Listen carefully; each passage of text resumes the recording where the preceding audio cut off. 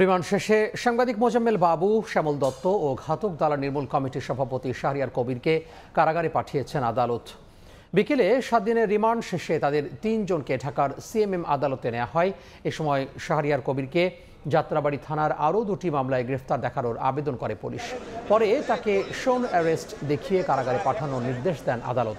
অপরদিকে সাংবাদিক মোজাম্মেল বাবু ও শ্যামল দত্তের বিরুদ্ধে নতুন কোনো মামলায় গ্রেফতার বা রিমান্ড আবেদন না থাকায় তাদের কারাগারে পাঠানোর আদেশ দেন আদালত।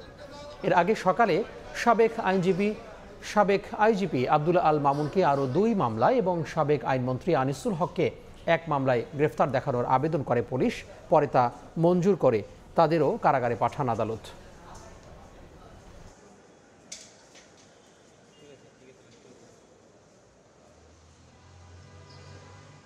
শাহরিয়ার কবির এবং মোজাম্মেল বাবু এই দুজনকেই হত্যা মামলায় তাদের আগেই শোনার করা হয়েছিল। সেখানে এই মামলায় আসামিপক্ষে জামিন প্রার্থনা করা হয়। বিজ্ঞ আদালত তাদের জামিন নামঞ্জুর করে জেল হাজতে প্রেরণ করেন।